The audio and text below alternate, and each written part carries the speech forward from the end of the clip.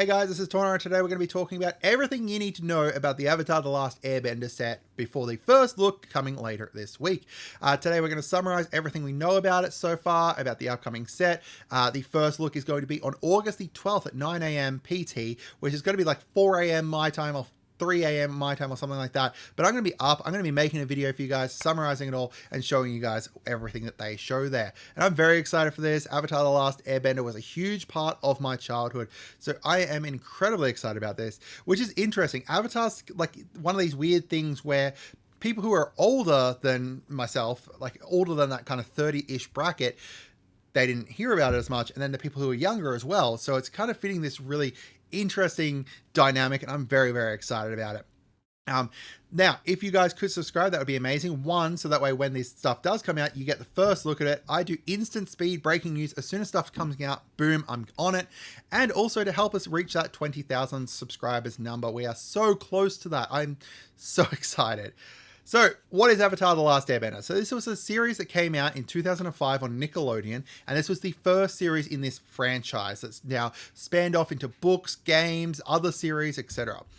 It's an Asian-inspired world where people can telekinetically manipulate one of the four elements, which are water, earth, fire, and air, through bending. You know, when you're in the shower and you're like, you know, you flick the water and stuff, and it's like, yeah, that's kind of like what bending is, except they can actually do it. The Avatar is a person who can manipulate all four elements, and they are responsible for maintaining the balance between all the nations. So each element has like a nation around it, and also that link between the physical and spirit worlds. So The Last Airbender actually followed Aang, who was the last Airbender, who's the Avatar who had vanished for 100 years. He's been frozen in the ice for 100 years. He awakens to find that the Fire Nation is gone. They've attacked all the other nations and kind of taken control of the world and trying to basically conquer the world at the moment. And this set is purely going to be focused around Avatar: The Last Airbenders, not Korra, not the new series that's coming out or anything like that, just purely around Avatar: The Last Airbender and that series. So, into the actual magic set here, this is going to be releasing November 21st, 2025. It's a standard legal set, and most of our information here is going to be coming from the product listings, as well as stuff that was previously revealed at a couple of different other conventions. So let's have a look at bonus sheet first up. There's no bonus sheet confirmed. However, there is a scene box that was added to these product listings. That's going to have 6 borderless cards, likely that aren't standard legal if they follow the pattern of previous scenes box, thus making 6 cards that are eternal legal. You know, like an eternal legal set. Very similar, like I have FIC here, more thinking in line with like SPE.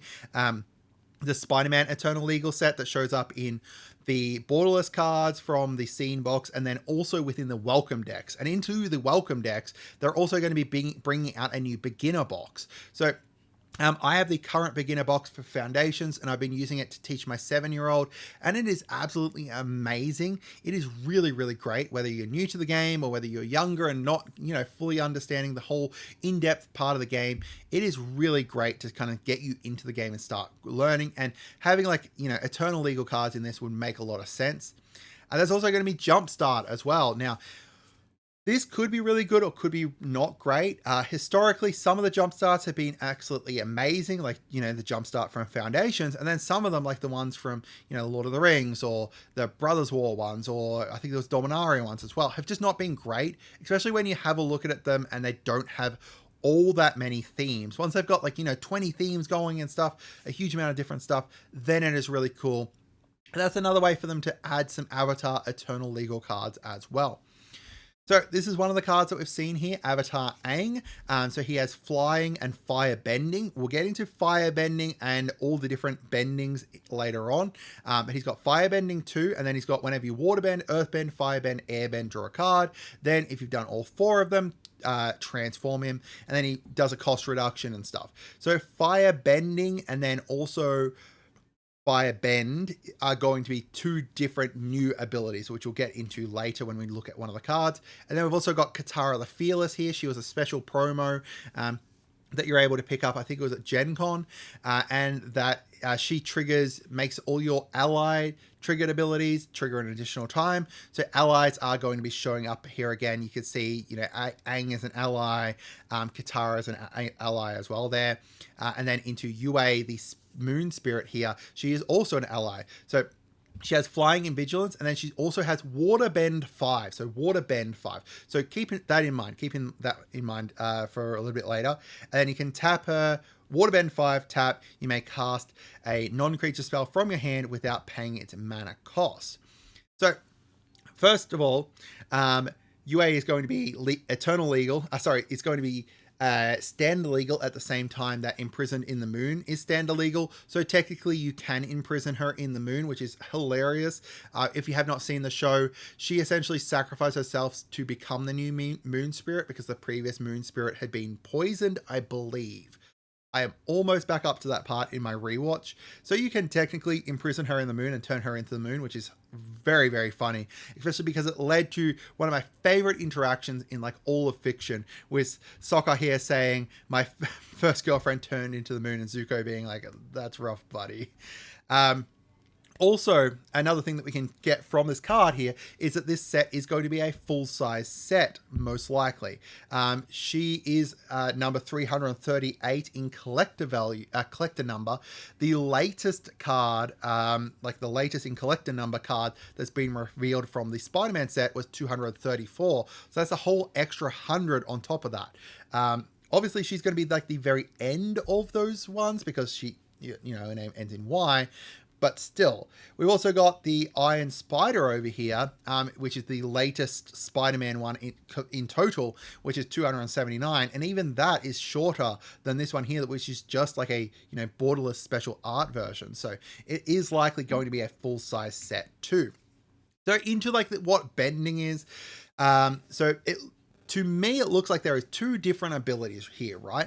The first one here is element bend, so water bend in regards to UA, but you know, other ones will have like fire bend, air bend, etc.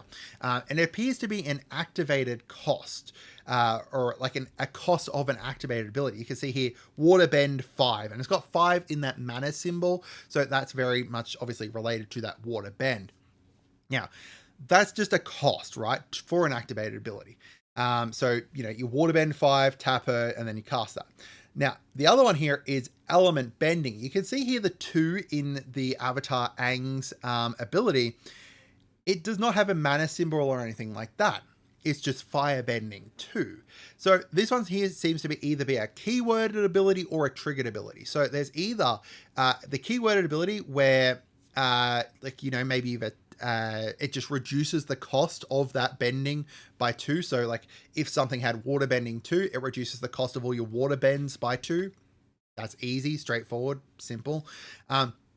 Or it's a triggered ability, like, which allows Katara to be able to help with it, where, you know, it's whenever you attack, reduce the cost of your element bends by X until end of turn or something. Who knows? All of them work really well. I do think that this is likely potentially going to be sorcery speed only, but who knows? I'm going to be very interested to see how this kind of works out. To me, though, there's definitely 2 different abilities going on here. One that reduces the costs of that bending somehow, and then the other one obviously being like a cost for some kind of activated ability. Now, in regards to commander precons, there's a low chance that we get any commander precons. I'm not saying a 0 chance, but a low chance. There's no product listings for them, but it is still possible. There wasn't a product listing for the gift bundle for Spider-Man, and we know that that is definitely coming. So fingers crossed that we get some. You know, Avatar it lends itself well, especially to like a 4-pack of different different precons as well, because you can just have one precon around each like tribe, so that, you know, a fire tribe one that's maybe like Rakdos, or even Mardu could potentially be some of the fire tribe. You know, there's just a bunch of different things, like, you know, Waterbender's Bant or something like that. I'm excited to see if they do this. If they don't, though, I will 100% make you guys precons on the channel, so that way you're able to copy them, make the list yourself. So I'd love to hear from you guys as to what your thoughts are. I'm very excited for this set, as you can probably imagine. I hope you guys had a wonderful day, and goodbye.